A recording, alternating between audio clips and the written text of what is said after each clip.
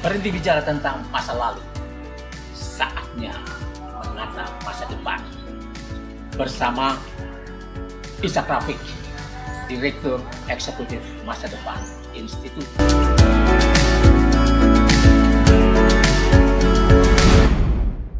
Assalamualaikum warahmatullahi wabarakatuh.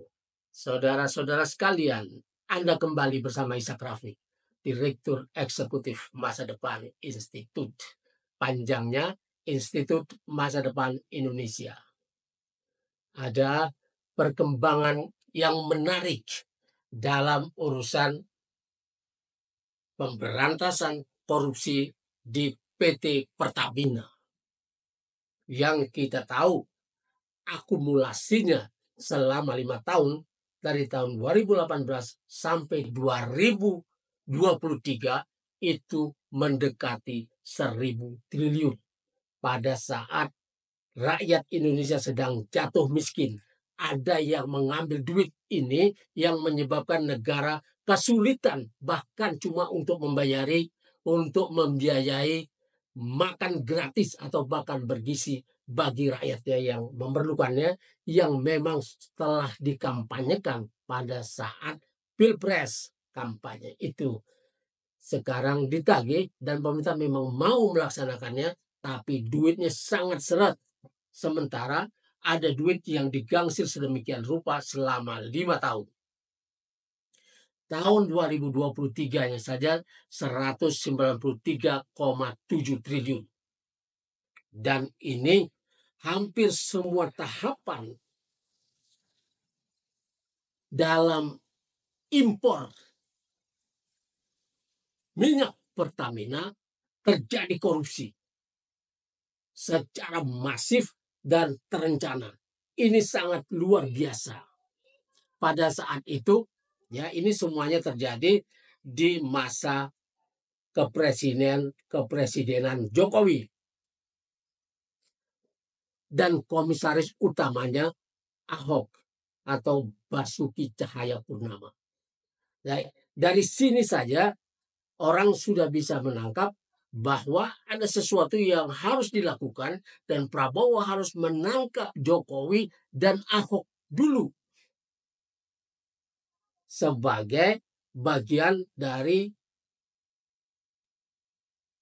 pemerintahan ini, ya, yang memang Jokowi yang mengangkat Ahok di situ sebagai komisaris utama Pertamina, yang kata Ahok dia adalah komisaris utama Pertamina dengan rasa dirut direktur utama.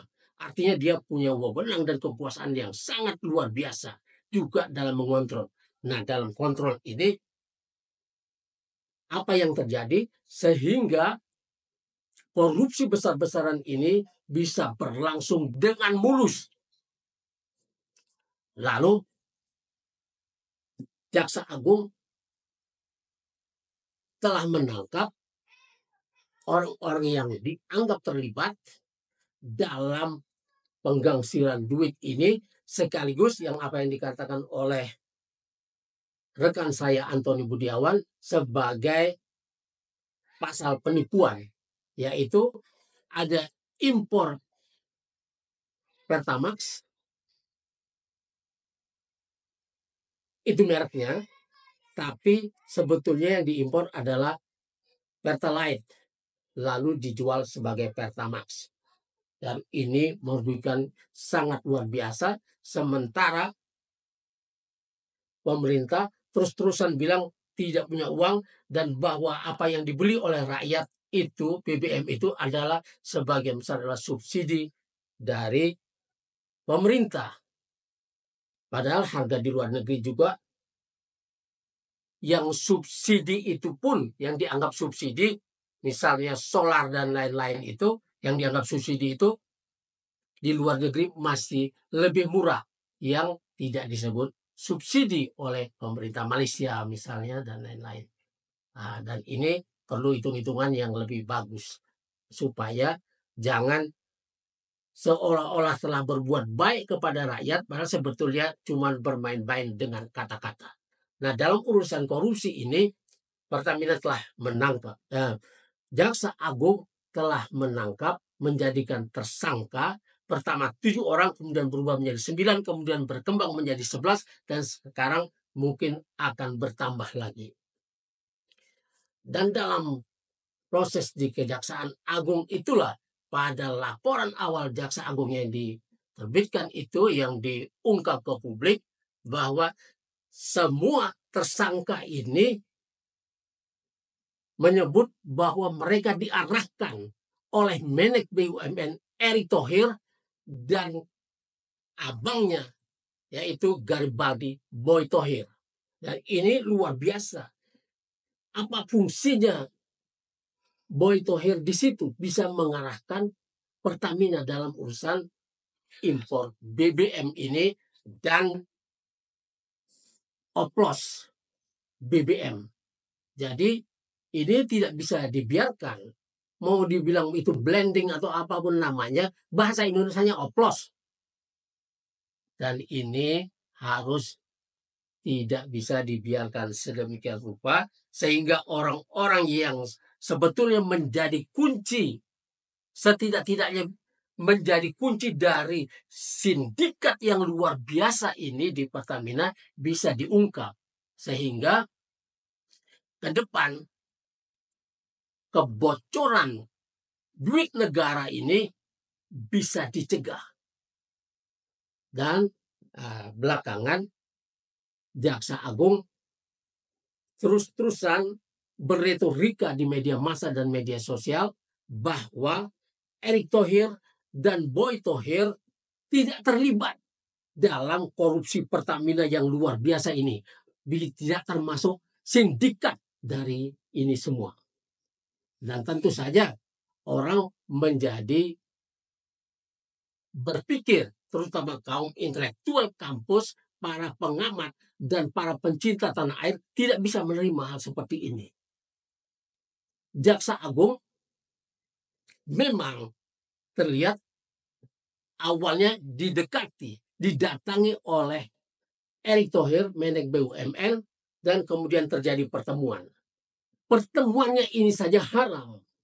Karena dalam urusan korupsi, urusan kasus, siapapun yang terindikasi terlibat dalam sebuah kasus, dia tidak boleh bertemu dengan Jaksa Agung atau jaksa yang manapun, jaksa penuntut yang manapun. Karena ini merupakan sesuatu yang bisa membuat hal-hal yang seharusnya terang menjadi gelap kembali. Dan itulah yang terjadi. Kemudian Jaksa Agung seolah-olah menjadi juru bicaranya Erick Thohir dan Boy Thohir.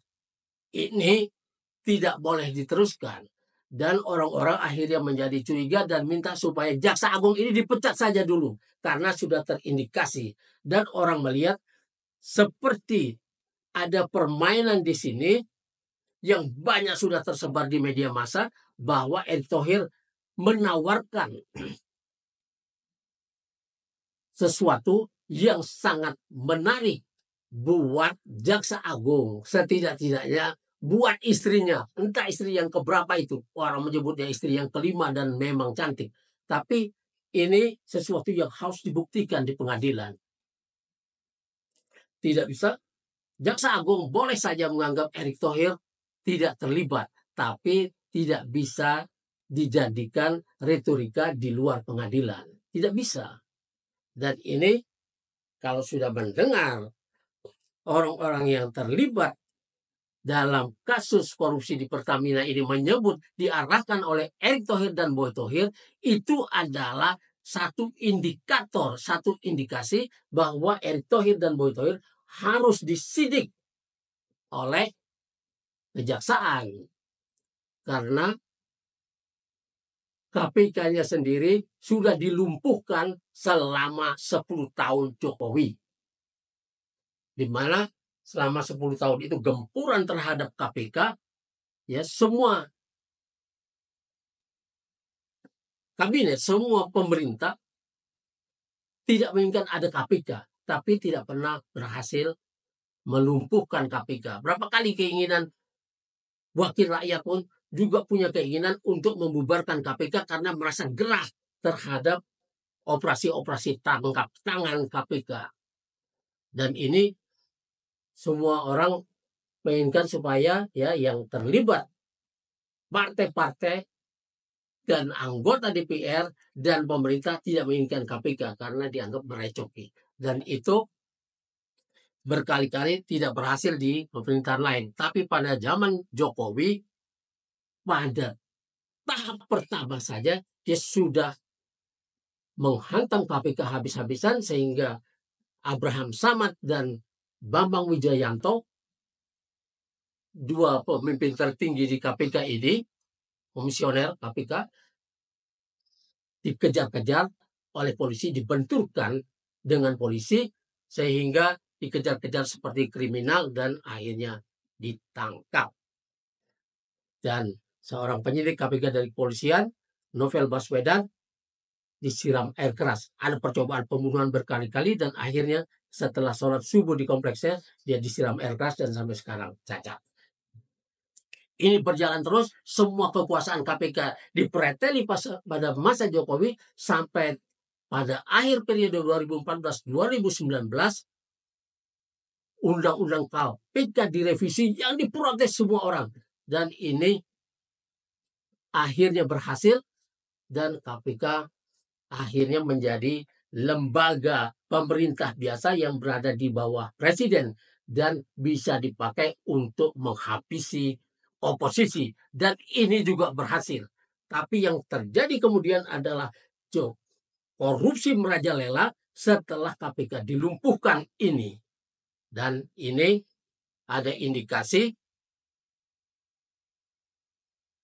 mantan ya orang baris krim yang ada di KPK itu yang kemudian ikut terlibat dalam korupsi di PT Pertamina karena jabatannya dan lain-lain. Dan ini tidak bisa dibiarkan demikian dan Jaksa Agung harus berhenti menjadi juru bicara Erick Thohir dan Boy Thohir.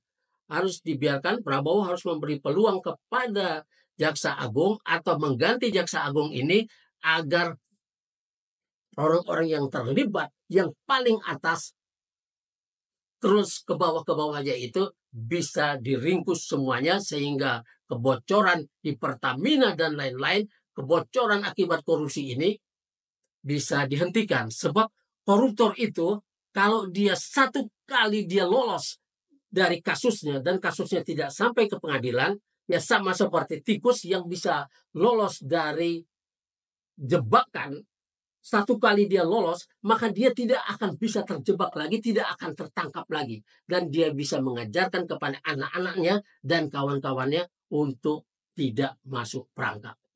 Demikian juga pengerat yang bernama koruptor ini. Binatang pengerat ini punya otak yang luar biasa dan satu kali dia lolos dari kasus korupsinya, dia tidak akan bisa ditangkap lagi. Dia akan makin jago. Dan itulah yang terjadi. Ya, kita tahu Erick Thohir dulu dianggap terlibat dalam penggangsiran duit Telkomsel yang sebagai merek BUMN mengarahkan Telkomsel untuk membeli saham GoTo, kemudian saham GoTo itu harganya terus melorot, ya itu harga 6,3 triliun, kemudian terus melorot sehingga negara dirugikan 3,2 triliun dan itu menjadi keuntungan buat GoTo. Ini telah dilaporkan oleh LSM Cerdas Hukum dan sampai sekarang belum sampai ke pengadilan. Kemudian ada bisnis PCR yang senilai 10 triliun di mana Erick Thohir kerja bareng dengan Luhut Binsar Panjaitan di wewenangnya itu dan ini aib dan itu melibatkan duit 10 triliun dan ini juga tidak masuk pengadilan. Akhirnya korupsi-korupsi ini semakin canggih saja, ya orang-orang yang dulu dianggap terlibat korupsi ketika bergabung dengan pemerintah dengan Jokowi waktu itu dia bebas dari kasus-kasusnya tidak sampai ke pengadilan dan inilah yang menyebabkan korupsi makin merajalela dan ini hanya bisa diselesaikan bila Prabowo memberi perintah yang tegas kepada Jaksa Agung untuk membereskan ini semua. Wassalamualaikum warahmatullahi wabarakatuh.